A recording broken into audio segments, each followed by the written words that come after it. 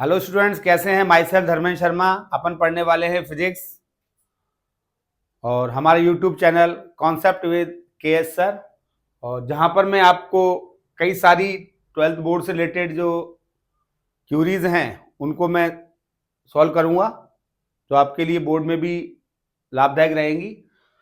हमने कल की क्लास जो देखी थी, अब हमारा चैप्टर फर्स्ट चल रहा था, charge and electric field.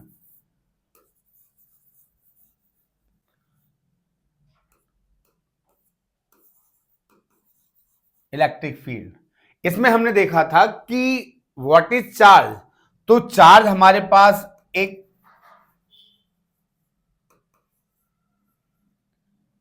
Invariance property है, वेरी इंपॉर्टेंट। चार्ज एक इनवेरियंस प्रॉपर्टी है, जैसे कोई भी ऑब्जेक्ट होगा तो उसका मास होता है तो उसका चार्ज भी होगा। मींस जहां पर चार्ज एग्जिस्ट कर रहा है वहां पर मास भी एग्जिस्ट करेगा। और हम ही जानते हैं कि हमारी ह्यूमन बॉडी या ऑल ओवर पार्टिकल्स या ऑल ओवर ऑब्जेक्ट्स बने हुए हैं एटम से, और एटम के आउटर सेल में है electrons. Electrons, free electrons are responsible for charges. ये हम कल की क्लास में डिस्कस कर चुके थे। तो जहां इलेक्ट्रॉन जाएगा वहां पर चार्ज जाएगा 1.6 इंटू 10 की power -19 coulomb. Same as mass भी ट्रांसफर होगा 9.1 इंटू 10 की power -31 kilogram. Therefore, the mass of negative charge is always greater than mass of positive charge.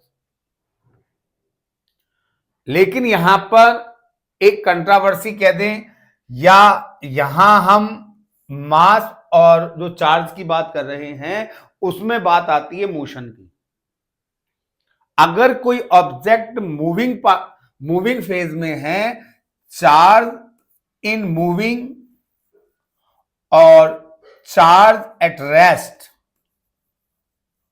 ये यहां पर दोनों जगह पर एक जैसा रहेगा।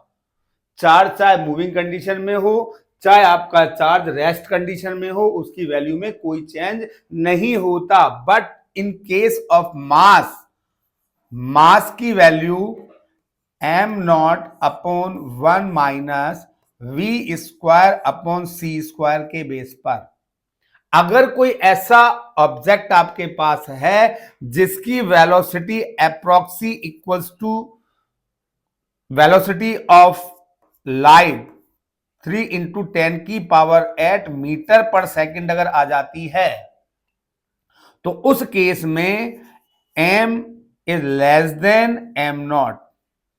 जो रेस्ट मास है उससे आपका मास कुछ कम हो जाता है। तो ये केवल कॉन्सेप्चुअल बात है कि चार्ज इनवेरियंस प्रॉपर्टी है सेम एज मास, बट ये एक ऐसी प्रॉपर्टी है कि जब चार्ज मूविंग कंडीशन में होता है तो मूविंग कंडीशन और रेस्ट कंडीशन दोनों में चार्ज सेम होता है। But in relative theory, according to relative theory, जो अगर आप किसी ऑब्जेक्ट की बात करते हैं, किसी पार्टिकल की बात करते हैं जिसकी वेलोसिटी अप्रोक्सी लाइट की वेलोसिटी के इक्वल है, तो वहां पर जो आपका मास है वो जो आपका मास है m is greater than m0 हो जाएगा। ठीक है, तो ये एक जनरल कॉन्सेप्ट है। इसके बाद मैंने आपको कुछ कॉन्सेप्ट बताए थे, क्वेश्चंस बताए थे, जैसे जो रेस्ट चार्ज है आपका, ये हमने लिखा हुआ है यहां पर, अगर आपका चार्ज रेस्ट कंडीशन में है तो वो अपने चारों तरफ इलेक्ट्रिक फील्ड प्रोवाइड करेगा। अगर आपका चार्ज रेस्ट कंडीशन में है V equals to 0 and Q अगर कहीं पर भी है तो अपने सराउंडिंग वो इलेक्ट्रिक फील्ड प्रोड्यूस करता है। अगर आपका चार्ज रेस्ट कंडीशन में है तो इलेक्ट्रिक फील्ड प्रोड्यूस करेगा, और अगर आपका चार्ज कांस्टेंट वेलोसिटी से मूव कर रहा है तो वो करंट प्रोवाइड करेगा, due to current magnetic field generate होगा। तो ऑब्जेक्टिव आपका 12th बोर्ड के हिसाब से ऑब्जेक्टिव क्वेश्चन बनता है कि यदि कोई चार्ज पार्टिकल कांस्टेंट वेलोसिटी से मूव कर रहा है तो वो इलेक्ट्रिक और मैग्नेटिक फील्ड दोनों प्रोड्यूस करेगा। और ये क्वेश्चन 2022 में आया हुआ था।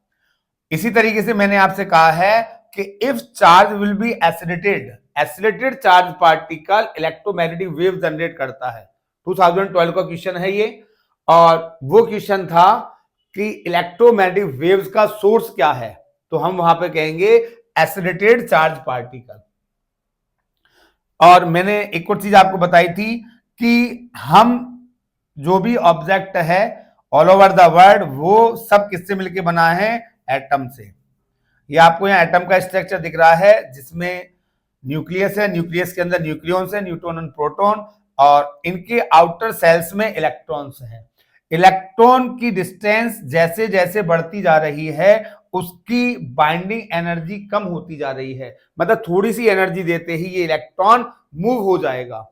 These free electrons are responsible for charges। और इसी के बाद अपन ने यहां पर और देखा था, इसकी कुछ चार्ज की प्रॉपर्टी थी। चार्ज एक इनवेरियंस प्रॉपर्टी है, free electron responsible for charges. Charge electron जो होता है वो चार्ज का क्वांटा होता है। क्वांटा का मतलब होता है कि आपका कोई भी ऐसा ऑब्जेक्ट, ऐसा कोई पार्टिकल जिसको हम मल्टीपल फॉर्म में लेते जाएं तो उसकी वैल्यू बढ़ती जाती है। लाइकेज मैं बात करूंगा, क्वांटाइजेशन ऑफ चार्ज हमने बात की थी, Q equals to plus minus NE। तो जैसे हम किसी ऑब्जेक्ट के चार्ज की बात कर रहे हैं तो किस पे डिपेंड है, इलेक्ट्रॉन पर। फ्री इलेक्ट्रॉन जितने ज्यादा होंगे वो बढ़ते जाएंगे, उसका चार्ज बढ़ता जाएगा, इसलिए इस एक इलेक्ट्रॉन को क्वांटा नाम दिया है। मिनिमम किसी भी चार्ज ऑब्जेक्ट के पास कितने इलेक्ट्रॉन हो सकते हैं, 1.6 इंटू 10 की पावर माइनस 19 कूलाम। इससे कम चार्ज कहीं पर भी संभव नहीं है। जैसे आपको लिख दिया जाए कहीं जगह 9.6 इंटू 10 की power minus 23 charge, this is not possible. Charge आपके पास अगर है तो हम लिखें 9.6 इंटू 10 की पावर बिलो 18 माइनस 17 एटसेट्रा, जो भी आप लिखना चाहें। तो 9.6 मल्टीपल है 1.6 का, और जो पावर्स हैं इस तरीके से चली जाएंगी।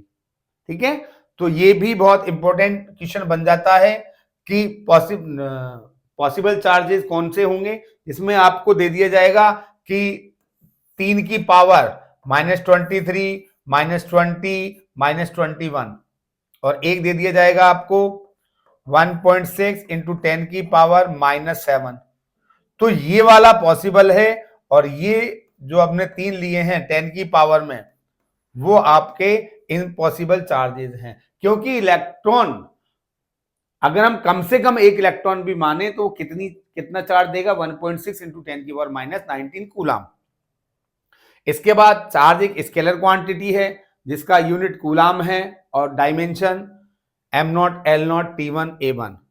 मास ऑफ इलेक्ट्रॉन और इसका इलेक्ट्रोस्टैटिक जो यूनिट है वो CGS यूनिट कहते हैं, 3 इंटू 10 की power 9। 1 coulomb equals to 3 into 10 की पावर 9। इलेक्ट्रोमैग्नेटिक यूनिट भी है, तो वो 1 कूलाम इक्वल्स टू 3 इंटू 10 की पावर 10 EMU होता है।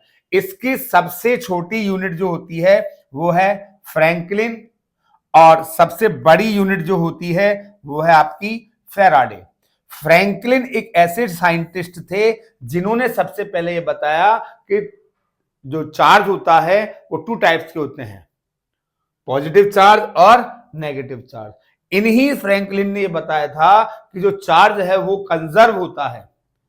Conservation property of charge is given by the Franklin. इसी के बाद हमने यहां पर जो देखा था और प्रॉपर्टी थी, क्वांटाइजेशन की जो प्रॉपर्टी थी वो हमने देखी है। इस पर न्यूमेरिकल भी आता है, Q equals to plus minus n e. तो किसी भी ऑब्जेक्ट पर वो चार्ज होगा वो इस चार्ज ऑफ इलेक्ट्रॉन का इंटीग्रल मल्टीपल होगा, 1 2 3 4 का इक्वल में होगा। ठीक है, कम से कम इतना होगा। और मैंने आपसे कहा है कि अगर चार्ज जाएगा तो चार्ज जाएगा तो मास भी जाएगा। मास गया तो जो पॉजिटिव था उसने मास को, जिस पर पॉजिटिव चार्ज आया उसने इलेक्ट्रॉन डोनेट किया, डोनेट करने पर उसके पास इलेक्ट्रॉन की संख्या कम हो गई, इसलिए उसका मास कम हो जाएगा। और जो नेगेटिव था, नेगेटिव आयन की बात करते हैं, नेगेटिव चार्ज की बात करते हैं, तो वो वहां पर इलेक्ट्रॉन की संख्या बढ़ गई, इसलिए इसका मास नेगेटिव हो जाता है। और ये आपके न्यूमेरिकल के फॉर्मूले हैं। क्वांटाइजेशन ऑफ चार्ज पे अगर कोई छोटा सा न्यूमेरिकल आता है तो आप इन दोनों के बेस पर उस न्यूमेरिकल को सॉल्व कर सकते हैं। और ऐसा ही हमने एक क्वेश्चन देखा भी था क्वांटाइजेशन ऑफ चार्ज में, नंबर ऑफ चार्ज वगैरह। अब जैसे हमने कहा था एक कोई क्वेश्चन हमें दे दिया गया है, find number of electron in +1 coulomb या -1 कूलम के लिए। तो मैंने 1 कूलम को लेकर के एक क्वेश्चन सॉल्व किया था अपन ने, नंबर ऑफ फ्री इलेक्ट्रॉन्स। अब इतने इलेक्ट्रॉन आ गए, अब इसमें और क्वेश्चन ऐड कर दिया जाए कि 1 कूलम चार्ज के लिए मास कितना बढ़ जाएगा या कम हो जाएगा। तो हमने देखा कि 1 कूलम चार्ज के देने के लिए या लेने के लिए इतने इलेक्ट्रॉन की रिक्वायरमेंट है, और जब इतने इलेक्ट्रॉन जाएंगे या आएंगे तो उसके मास में इतना चेंज हो जाएगा। तो चेंज इन मास इस तरीके का क्वांटाइजेशन ऑफ चार्ज पर न्यूमेरिकल 1 नंबर का बन जाएगा आपको, या आधे नंबर में ऑब्जेक्टिव में वो दे सकता है, क्योंकि बोर्ड में जो नंबर लाना इंपॉर्टेंट आपके लिए है। ऑब्जेक्टिव और fill in the blanks, question number 1 2 3 आपके बोर्ड में जो क्वेश्चन नंबर 1 2 3 आएंगे, ये टोटल आपके 18 क्वेश्चन आएंगे, ये 10 क्वेश्चन आएंगे, ये भी 10 क्वेश्चन आएंगे। ये दोनों क्वेश्चन हैं वो हाफ मार्क्स के हैं।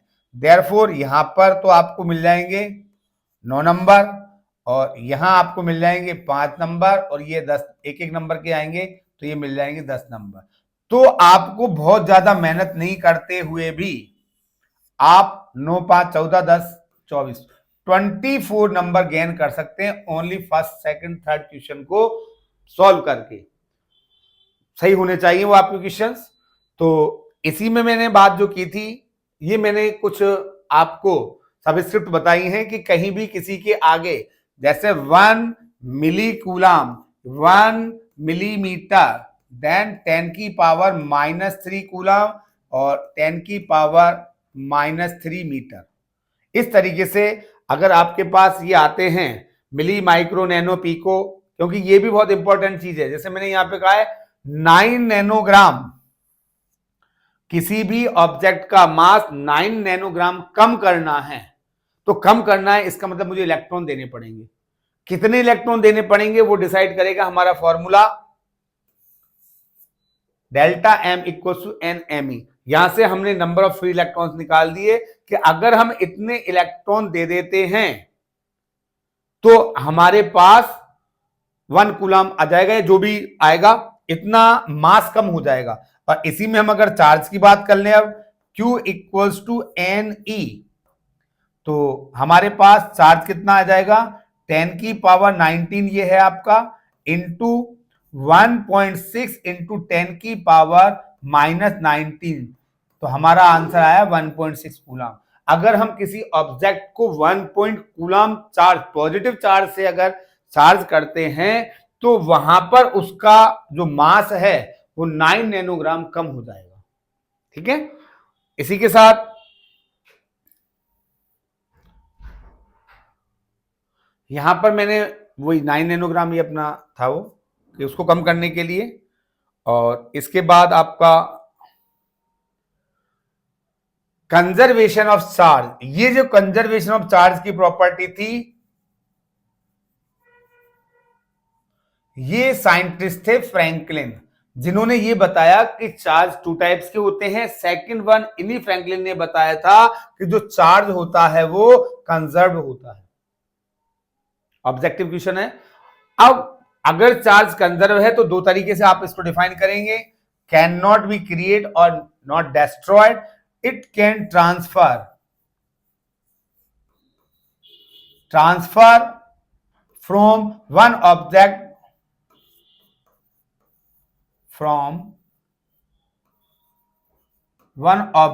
to other.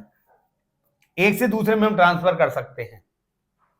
दूसरा, कंजर्वेशन ऑफ चार्ज के लिए अगर अपन मैथमेटिकली इक्वेशन की फॉर्म में बात करते हैं तो कोई भी जो रिएक्शन हो रही है उसमें रिएक्टेंट का atomic number, sum of atomic number of reactants और sum of atomic number of product अगर दोनों बराबर आ जाते हैं तो वो हम कहेंगे कि हमारा चार्ज कंजर्व है. एटॉमिक नंबर को क्यों लिया?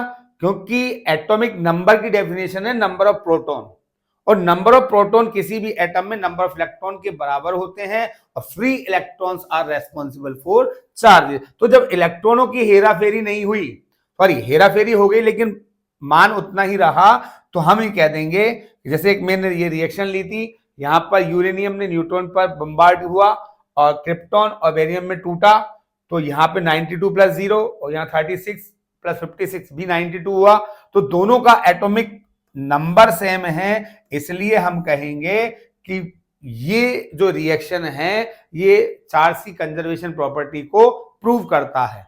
ठीक है, ऐसा ही मैंने एक और न्यूमेरिकल लिया था जो बोर्ड में पूछ लिया जाता है. जैसे ये देखें, अपन आपको कोई रिएक्शन दी गई है और इस रिएक्शन में पूछता है व्हाट इज एक्स. तो व्हाट इज एक्स को रिप्रेजेंट करने के लिए हमने कंजर्वेशन ऑफ चार्ज को अप्लाई किया. बिफोर रिएक्शन रिएक्टेंट का एटॉमिक मास, एटॉमिक नंबर 8 है, और आफ्टर रिएक्शन 2 प्लस जेड, तो जेड की वैल्यू हमारे पास आ गई 8-2 और 6 क्या है? कार्बन. Carbon is x. ठीक है, तो ऐसे ही और कॉन्सेप्चुअल कॉन्सेप्ट के साथ आप जुड़े रहे हैं कॉन्सेप्ट विद केएस सर के यूट्यूब चैनल पर, जहां आपको इस तरीके की बोर्ड से रिलेटेड कई सारे क्वेश्चंस मिलेंगे, क्योंकि मेरे पास 25 year experience in physics.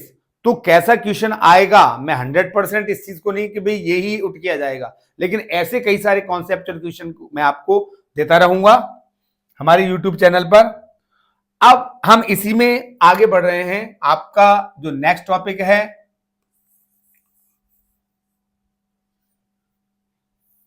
Coulombs law.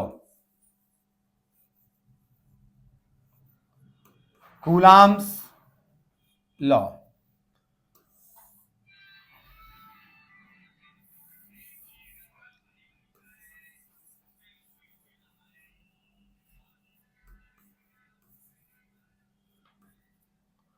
Coulombs law में एक साइंटिस्ट थे कूलाम, जिन्होंने ये बताया था कि अगर दो चार्ज पार्टिकल को एक दूसरे के पास रख दिया जाए तो उस पर क्या इफेक्ट पड़ेगा. तो हम उसी को देखते हैं. Let two charge particle Q1 and Q2 are separated with r distance. जैसा आप लोगों ने 11th में देखा होगा ग्रेविटेशनल लॉ, तो टू चार्ज पार्टिकल्स हैं तो इनके बीच में applied force are multiple of magnitude of charges. वहां तो हम क्या कहते थे, मास. जैसे हम ग्रेविटेशन की बात करते हैं, सिंपल फॉर्मूला आपको याद होगा, G m1 m2 upon r square. तो वहां तो जो मास है वो पॉजिटिव नेगेटिव नहीं है, और यहां वो कॉन्सेप्ट भी काम में आ रहा है, इनवेरियंस प्रॉपर्टी, कि अगर दो मास पार्टिकल के बीच में अट्रैक्शन हो सकता है तो दो चार्ज पार्टिकल के बीच में भी फोर्स क्यों नहीं हो सकता. तो ये था अपना ग्रेविटेशनल फोर्स, सबसे पुअर फोर्स माना जाता है. उसके बाद नंबर आता है इलेक्ट्रोस्टैटिक फोर्स का, उसके बाद न्यूक्लियर फोर्स की बात करते हैं. तो कूलाम कहता है, according to Coulomb, if two charge particle are separated with r distance, then the magnitude of force is directly proportional to product of magnitude of charges and inversely proportional to square of distance between them. तो यहां से हम ले लेते हैं F proportional Q1 Q2 upon R square. ये एक normal formula अपने पास आ गया। अब इसी को हम जानते हैं कि कोई भी अगर आपने प्रोपोर्शनल साइन लिया हुआ है तो प्रोपोर्शनल को इक्वल करने के लिए हमें एक कांस्टेंट प्रोवाइड करना पड़ता है, वो कूलाम ने किया था के इलेक्ट्रोस्टैटिक कांस्टेंट कहलाएगा। इलेक्ट्रोस्टैटिक कांस्टेंट, इसकी जो एक और नाम आता है वो लिखा जाता है फॉर्मूला 1/4 एप्सिलॉन नॉट, एप्सिलॉन। तो और इसकी जो वैल्यू होती है 9 × 10⁹। इसका अगर मैं यूनिट निकालूं तो हमारा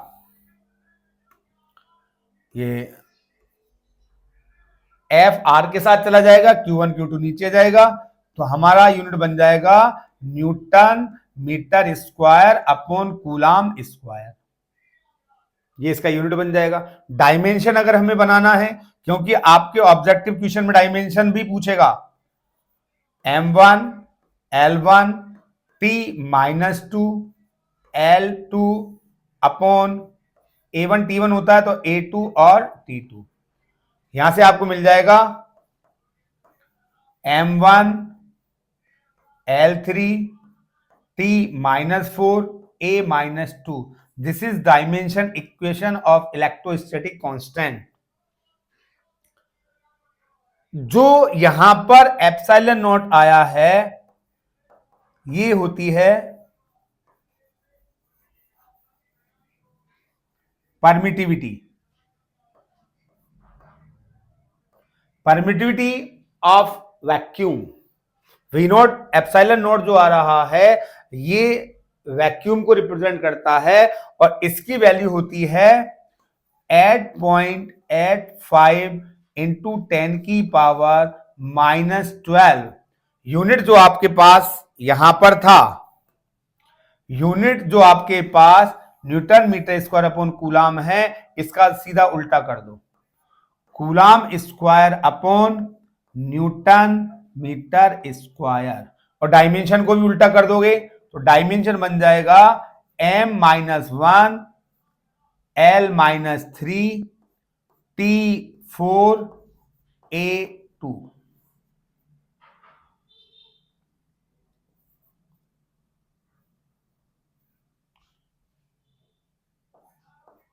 T4 A2 इस तरीके से इसका डायमेंशन आ जाएगा। तो ये भी ऑब्जेक्टिव क्वेश्चंस हैं। What is the dimension of electrostatic constant, what is the value of electrostatic constant, what is the unit of electrostatic constant, same as what is the unit of permittivity in vacuum. तो unit है, dimension है और value है। ठीक है। अब यही चीज यहां पर ये अब कहता है, इसी में हम मीडियम का रिप्रेजेंस देंगे कि अगर मीडियम है, effect of medium,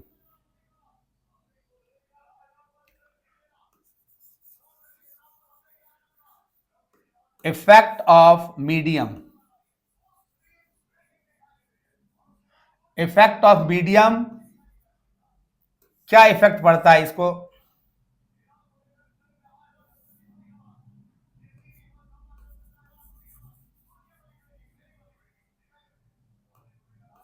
effect of medium हम अगर लेते हैं तो हमने कहा कि हमारा जो फोर्स है, अगर वो वैक्यूम में चार्ज पार्टिकल सके हैं तो 1/4 epsilon nought Q1 Q2 upon R square. अब ये जो वैल्यू है एप्सिलॉन नॉट, ये परमिटिविटी, यहां मैं आपको बताऊंगा सिग्निफिकेंस ऑफ परमिटिविटी क्या है। ये जो दो चार्ज पार्टिकल्स हैं, इनके बीच में अगर मैं कोई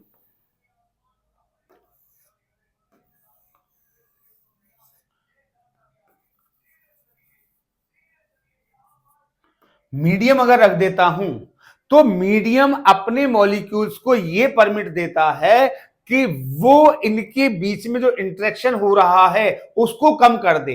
देखो आप, क्योंकि यहां पर अगर ये एप्सिलॉन नॉट, ये तो हमारा जैसे वैक्यूम में है,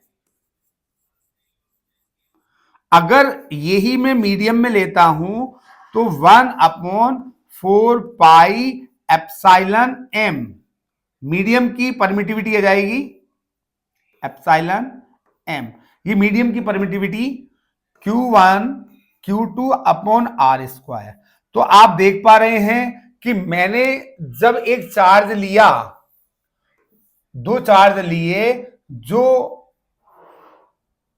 वैक्यूम में है आर डिस्टेंस पर, तो मेरा फोर्स ये है। और जब मैंने वही दो चार्ज लिए जिनका डिस्टेंस भी उतना ही है, आर डिस्टेंस पर ही है, लेकिन मैंने वहां पर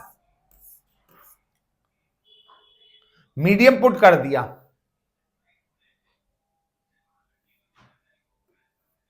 मीडियम पुट कर दिया, तो मीडियम क्या कर रहा है, मीडियम अपने सब्सटेंस को, अपने मॉलिक्यूल्स को, अपने एटम्स को ऑर्डर देता है कि जो इनके बीच में Q1 और Q2 जो रेस्ट में रखे हुए हैं, इन चार्ज पार्टिकल्स के बीच में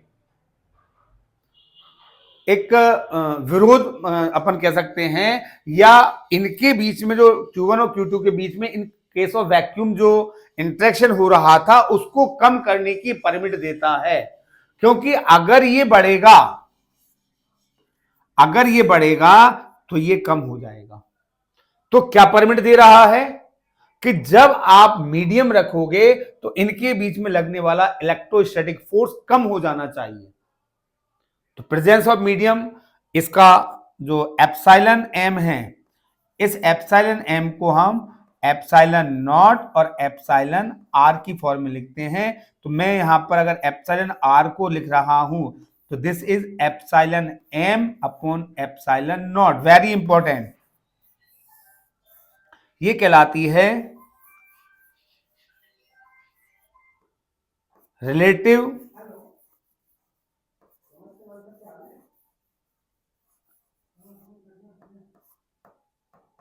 permittivity, relative permittivity of ratio of permittivity of medium and permittivity of vacuum. Vacuum के रेस्पेक्ट में इसमें कितना पावर है जो इस सब्सटेंस के, जो इन जो चार्ज पार्टिकल्स हैं उनके बीच में लगने वाले फोर्स को कम कर दे। ठीक है। अब मैं अगर इनको इक्वेशन फर्स्ट और इक्वेशन सेकंड मान लेता हूं और equation second divided by equation first करता हूं, तो आप देखें यहां पर, यहां क्या हो रहा है, यही देख लेते हैं अपन डायरेक्ट कि देखो ये दोनों तो कैंसिल हो जाएंगे, ठीक है, 4 पाई भी आपका कैंसिल हो जाएगा। तो अब बचा क्या, 1/एप्सिलॉन नॉट। हमने एफ एम और एफ नॉट को अगर मैं लेता हूं तो मेरे पास यहां क्या बच रहा है, 1/एप्सिलॉन एम, और यहां बच रहा है 1/एप्सिलॉन नॉट।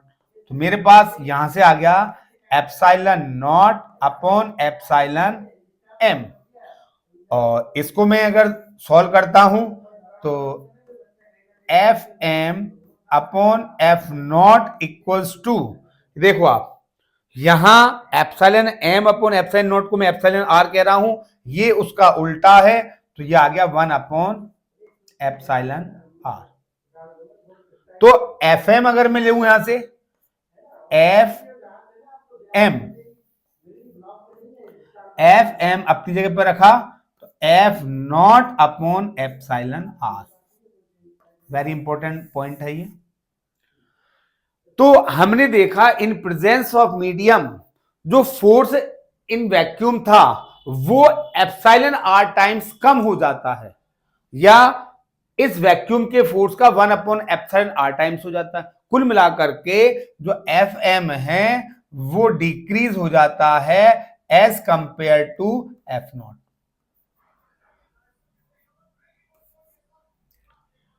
मीडियम की उपस्थिति में फोर्स का मान कम हो जाता है, किसके कारण, रिलेटिव परमिटिविटी का। और जो रिलेटिव परमिटिविटी है ये किसी भी ऑब्जेक्ट की एक प्रॉपर्टी है कि कौन कितना विरोध कर सकता है। लाइक है कुछ अपने पास पॉइंट्स है एप्सिलॉन आर के, तो ये कॉन्सेप्ट आप ध्यान रखें। यहां से आप देखो, यहां से मैं एक फॉर्मूला और बनाता हूं। यहां हम देखें एप्सिलॉन आर की वैल्यू क्या आ रही है, epsilon r equals to f nought upon f, epsilon r इधर चला गया आपका, f nought upon f m. तो ये भी एक डेफिनेशन है रिलेटिव परमिटिविटी की। Relative permittivity is ratio of permittivity in medium और परमिटिविटी ऑफ वैक्यूम। या यहां से मैं आप बात करूं, epsilon r is the ratio of two force between two charge particle at same distance in vacuum और इन मीडियम। मीडियम वैक्यूम के केस में और मीडियम के केस में जो चार्ज पार्टिकल्स हैं जिनका डिस्टेंस भी सेम रखा गया है, वो कितना टाइम्स कम हो जाएगा, वो किसके द्वारा होगा, एप्सिलॉन आर टाइम्स के थ्रू। तो इस एप्सिलॉन आर की इंपॉर्टेंस क्या है, तो अभी हमारा जो टॉपिक था, मैंने इस टॉपिक में दिया था आपको इफेक्ट ऑफ मीडियम। तो इफेक्ट ऑफ मीडियम हमें पता लग चुका है कि इफेक्ट ऑफ मीडियम क्या है, कि अगर हम मीडियम को रखेंगे तो इन केस ऑफ मीडियम हमारा जो फोर्स है दो चार्जेस के बीच में, वो क्या हो जाएगा, एप्सिलॉन आर टाइम्स कम हो जाएगा। अब एप्सिलॉन आर किस सब ऑब्जेक्ट का है, क्योंकि ये डिपेंड किस पे कर रहा है, उसकी प्रॉपर्टी पर। तो इसी को हम देख रहे हैं। जो आपका अगर हम एयर की बात करते हैं तो एयर के लिए एप्सिलॉन आर की वैल्यू 1 होती है। अगर आप ग्लास की बात करते हैं तो 3 to 4 हो जाती है। अगर हम वाटर की बात करते हैं, वाटर की अगर बात करते हो तो 80 से 81 के बीच में रहता है। और एक वैक्स वगैरह के लिए भी आता है, वैक्स, इनका भी 2 से 3 के बीच में, ये वो आपको देगा वैल्यू। वाटर के लिए है तो 80। और सबसे इंपॉर्टेंट है मेटल। अगर आप मेटल की बात करते हैं तो मेटल के लिए ये इन्फिनिटी होता है, वेरी इंपॉर्टेंट।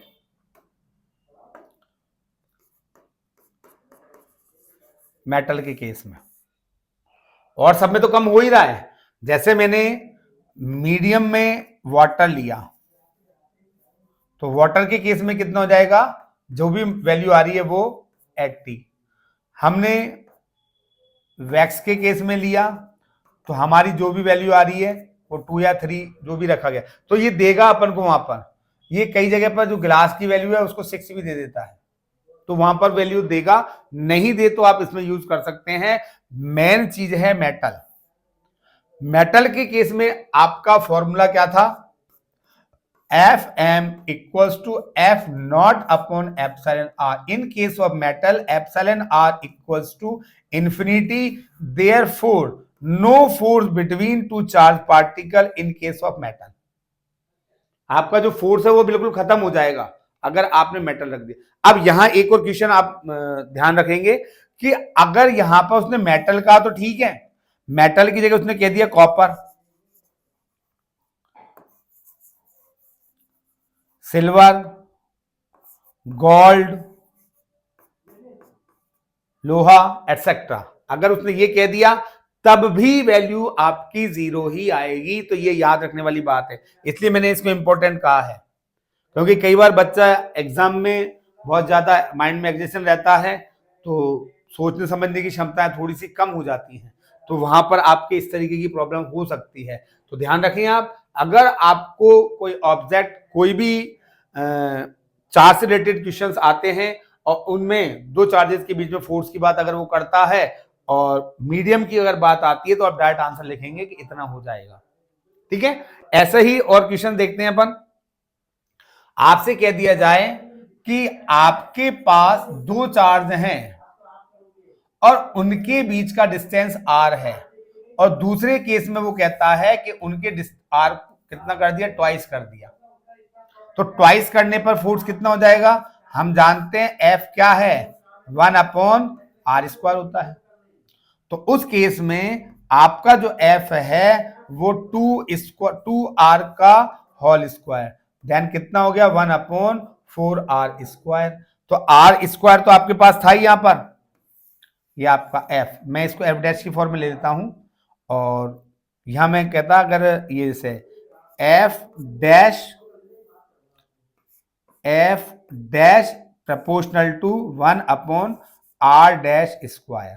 तो r डैश की वैल्यू मैंने 2r पुट कर दी और 2r से, तो आप देखिए यहां पर 1/r² तो मुझे किसका मिल रहा है, F के लिए मिल रहा है। तो कितने टाइम्स कम हो जाए, अगर फोर्स की जो डिस्टेंस है उसको ट्वाइस थ्राइस या और कर दी जाए, ज्यादा कर दी जाए, तो आपका फोर्स उतने ही टाइम्स कम हो जाएगा। ठीक है, यहां एक और चीज हम देख रहे हैं कि अगर वो कहता है कि दो चार्ज पार्टिकल्स हैं, कांटेक्ट, दो इसकी मेथड्स होते हैं, methods of charging. Method of charging इस साल आपके बोर्ड में से हटा दिया गया है टॉपिक, लेकिन फिर भी इनको न्यूमेरिकल में वो यूज करता है। किस तरीके से यूज करता है कि वो आपसे कहता है फर्स्ट वन कांटेक्ट और सेकंड वन जो होता है वो इंडक्शन। इंडक्शन मतलब विदाउट कांटेक्ट। अगर हम विदाउट कांटेक्ट किसी भी ऑब्जेक्ट को चार्ज करते हैं तो वो मेथड कहलाता है बाय इंडक्शन, और अगर हम किन्हीं दो ऑब्जेक्ट को आपस में टच करा करके और फिर डिस्ट्रीब्यूशन करते हैं तो वो कहलाता है कांटेक्ट मेथड। तो कांटेक्ट मेथड पर इस तरीके का न्यूमेरिकल आ सकता है। कैसे देखें आप, आपसे कहा गया दो चार्ज हैं +2q और -4q, और इनके बीच का डिस्टेंस है r।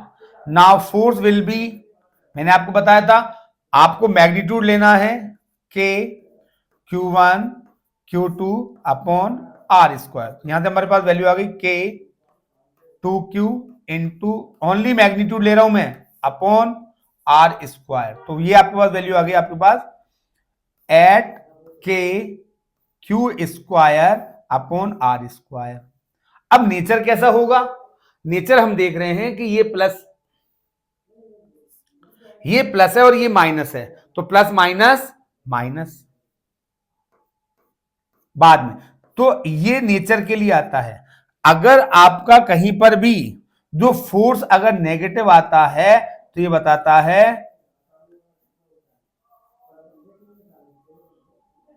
अट्रैक्शन। अगर कहीं पर भी आपका फोर्स नेगेटिव आता है तो वो होता है अट्रैक्शन। तो अपने पास फोर्स कितना आ गया, यहां पर मैग्नीट्यूड की हम बात कर रहे हैं केवल अभी, F इक्वल्स टू -8kq²/r²। अगर मैं अब यहां पर कहता हूं, इसी चीज में मैं कह रहा हूं, कांटेक्ट वाला प्रोसेस में काम में ले रहा हूं, अगर मैं इन दोनों को टच करा करके अलग अलग कर दूं तो क्या होगा, तो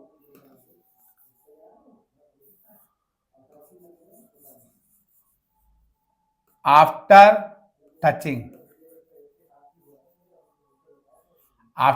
क्या होगा, जब हम दो चार्ज को, ये आपका +2q था, ये आपका -4q था, आफ्टर टचिंग हम देखते हैं तो अब इन पर जो चार्ज होगा वो कितना होगा, ये r डिस्टेंस पे रख देते हैं वापस इनको हम, ये r डिस्टेंस है, तो ये चार्ज कितना होगा, +2q -4q divided by 2, same as +2q -4q/2, means आपके पास चार्ज कितना आ गया,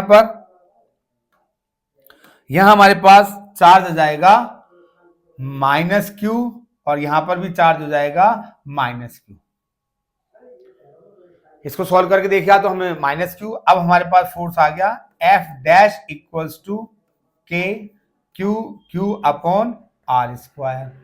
तो कितना हो गया, माइनस माइनस हमने करके देखा है तो plus k q square upon r square. अब यहां पर जो ये प्लस आया है, ये जो प्लस होता है ये किसके नेचर को बताता है,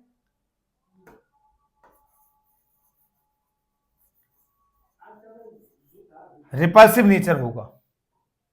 तो हमने यहां पर जब देखा तो हमने देखा कि दो charge particles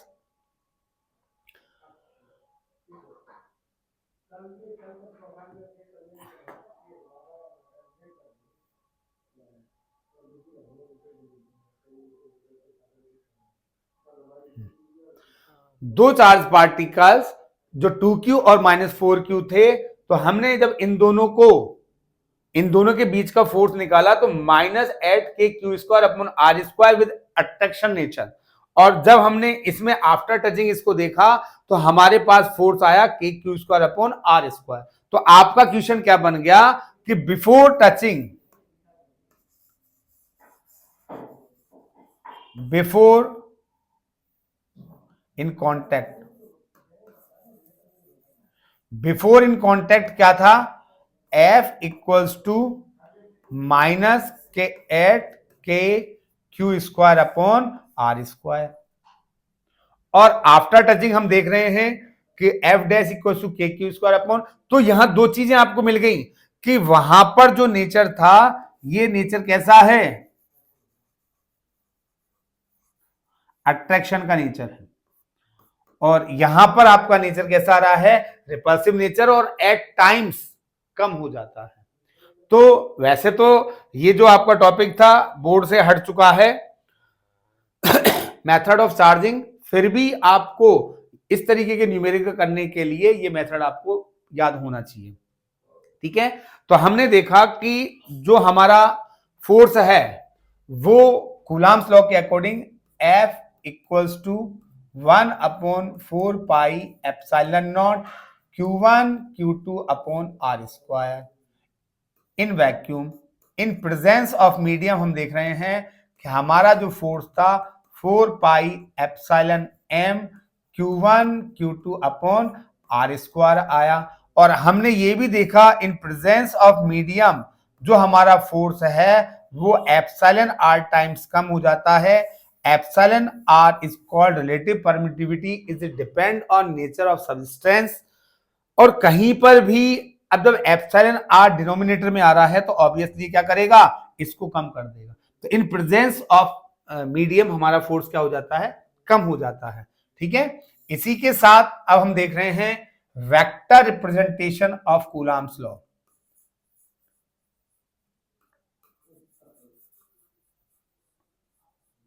vector representation of Coulomb's law, vector representation of Coulomb's law, इसमें हम ये कहते हैं हमारे पास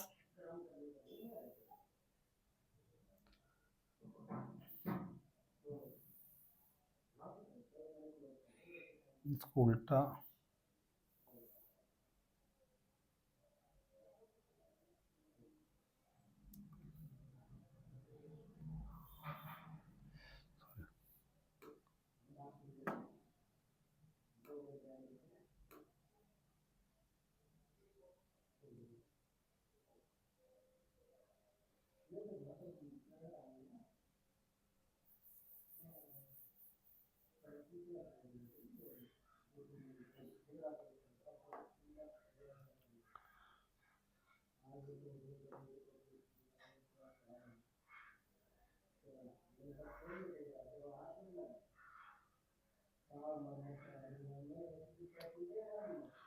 क्या हो रहा है, चलो मैं डायरेक्ट लेता हूं। ये हमारे पास एक्स एक्सिस है और ये वाई एक्सिस है। एक्स एक्सिस और वाई एक्सिस पर मैं यहां पर दो चार्ज की बात करूंगा। Let Q1 charge point charge place at R1, क्योंकि वेक्टर की हम बात कर रहे हैं तो हमें पोजीशन वेक्टर लेना पड़ेगा। ये हमारा कोई दूसरा वेक्टर है R2 वेक्टर, और इसका पॉइंट चार्ज आपने लिया Q2। यहां एक चीज और इंपॉर्टेंट मैंने आपको बताया, अभी पॉइंट चार्ज, जो हमारे जितने भी चार्ज पार्टिकल्स होते हैं उन्हें हम पॉइंट चार्ज के फॉर्म में मेंशन करते हैं, क्योंकि चार्ज अभी हमने देखा था कि इलेक्ट्रॉन का मास कितना है 9.1 इंटू 10 की power -31। It is very very negligible mass. तो ये मास किसी भी ऑब्जर्वर के थ्रू, ऑब्जर्वर के रेस्पेक्ट में बहुत कम होता है, इसलिए हम इनको पॉइंट चार्ज कहते हैं। अब इनके बीच में अप्लाइड फोर्स की मैं बात कर रहा हूं, तो मेरे पास ये आ गया इनके बीच में फोर्स। अब यहां क्या हो रहा है बेटा, यहां हम देखेंगे कि अगर मैं Q1 पर फोर्स की बात करूं, force on Q1 due to Q2, force on Q1 due to Q2 क्या बनेगा आपका F। वेक्टर फॉर्म में ले रहे हैं इसलिए पूरा ध्यान रखना पड़ेगा अपन को। F किस पर 1 पर, किसके कारण 2 के कारण, K Q1 Q2 upon R square 1 2, और ये R12 कैप, ये फोर्स इधर जा रहा है, ये जो फोर्स है F1 पर, ये रिपल हो रहा है इससे, इसलिए 1 की तरफ। और इसी को मैं, और के अपन जानते हैं यूनिट वेक्टर क्या होता है, R vector upon magnitude of R। इस मैग्नीट्यूड R को हम सिंपल R भी लिख सकते हैं। हम चाहे मैग्नीट्यूड की फॉर्म में लिखें इस तरीके से वेक्टर के साथ, या अकेला लिखें, ये एक ही बात है। यहां एक और फॉर्मूला जो आपके वेक्टर से रिलेटेड है, ट्रायंगल लॉ। हमारे पास ये फोर्स इधर जा रहा है, ये, तो यहां पर जो इन दोनों के बीच का डिस्टेंस आ रहा है डेल्टा R, और R12 जो भी आप लेना चाहें दोनों में से एक ही बात है, distance between Q1 and Q2। ये क्या बनेगा, ट्रायंगल लॉ से अगर आप देख रहे हैं तो ये आपका देखो, ट्रायंगल लॉ कहता है displacement vector is difference between position vectors. तो डेल्टा R जो आप ले रहे हैं वो क्या बनेगा, R1 माइनस R2। या यहां से मैं ट्रायंगल लॉ से अगर बात करता हूं तो ट्रायंगल लॉ से देखें आप, ट्रायंगल लॉ से क्या बन रहा है, if two successive side, these two are successive side, R2 plus delta R, two successive side represent two vectors, then third side will represent their resultant vector R1। ये triangle law से बना, और यहां से हमने इसको डायरेक्ट कह दिया R1 माइनस R2। ठीक है, तो दोनों ही केसेस में आप इस तरीके से इसको लिख सकते हैं।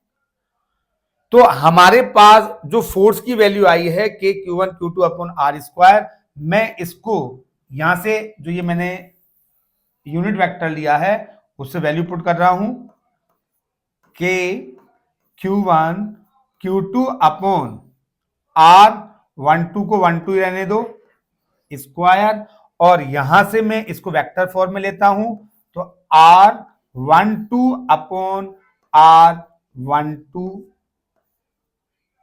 R कैप को क्या लिख दिया, R vector upon magnitude R। तो हमारे पास जो फोर्स की वैल्यू आ जाएगी वो क्या हो जाएगी, K Q1 Q2 upon R12 cube R12 vector. Force on Q1 due to Q2 in vector form k Q1 Q2 upon R12 cube upon into R12 vector. यहां से जो डिस्प्लेसमेंट वेक्टर है, क्योंकि आप जब वेक्टर फॉर्म की बात कर रहे हैं तो डिस्टेंस को हमें डिस्प्लेसमेंट के फॉर्म में लेना पड़ेगा, और डिस्टेंस और displacement both are in straight line, then both are equal, but displacement vector is difference of unit vectors, sorry position vectors of two vectors. यहां से इसका लास्ट पॉइंट अपन देखते हैं कि हमारे पास अगर 1 पर 2 के कारण फोर्स की आप बात कर रहे हो तो वो आता है के Q1 Q2 upon R12 cube और R12 कैप। और आपके जो अभी बोर्ड का जो बुक है उसमें इसी चीज को 1-2 की फॉर्म में ना लिख करके उसने इसको लिखा है R1 माइनस R2 का होल क्यूब और R1 माइनस R2। इसी तरीके से force on Q2 due to Q1, ये हमारे पास आ जाएगा F21 इक्वल्स टू के Q1 Q2 upon R2 minus R1 in magnitude cube R2 vector minus R1 vector, इस फॉर्म में जाएगा ये। तो आप इन दोनों में एक चीज और देख रहे हैं, एक चीज सिमिलर है इन दोनों में कि ये सब कुछ एक जैसा है, क्योंकि ये अंदर है। हम R मोड के अंदर R2 माइनस R1 लिखें या R1 माइनस R2 लिखें, both are same, but in case of vector R2 minus R1 will negative of R1 minus R2। Magnitude में तो दोनों बराबर हैं क्योंकि डिस्टेंस और डिस्प्लेसमेंट का मैग्नीट्यूड सेम है इन स्ट्रेट लाइन, बट डायरेक्शन दोनों की यहां पर अलग अलग हो जाती है। जैसे डायरेक्शन के लिए मैं आपको बता रहा था, ये डायरेक्शन अगर हम देख रहे हैं कि F12 इधर जा रहा है क्योंकि ये इससे रिपल हो रहा है। सेम प्रोसेस जब Q1 Q2 पर फोर्स लगाएगा तो ये किधर जाएगा 2-1। तो both are in opposite direction, same in magnitude, distance same है, चार्ज सेम है, लेकिन दोनों की डायरेक्शन यहां पर अलग अलग है। तो इसको मैं यहां पर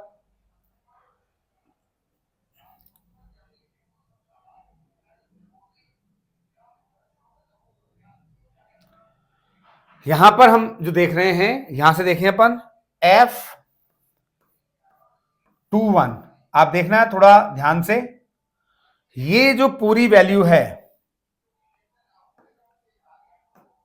ये जो पूरी वैल्यू है ये दोनों के केस में सेम है।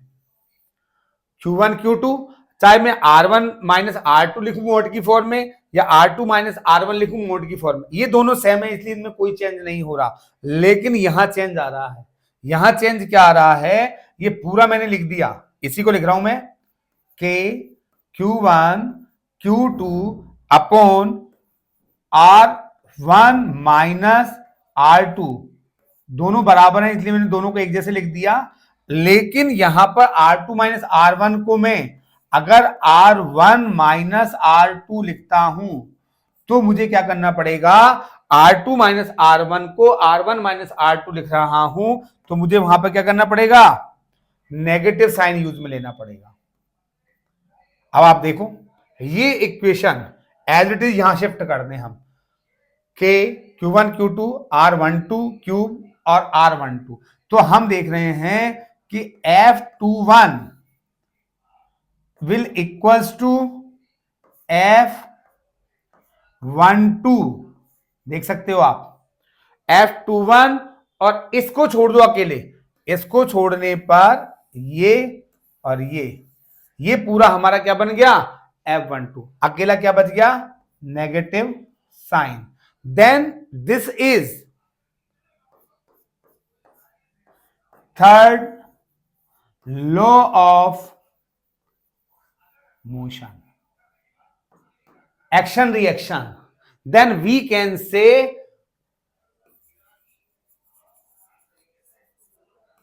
Coulomb's law of a Newton's third law of motion।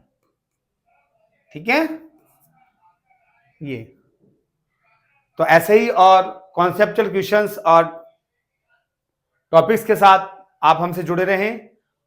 Concept with के एस सर, थैंक यू।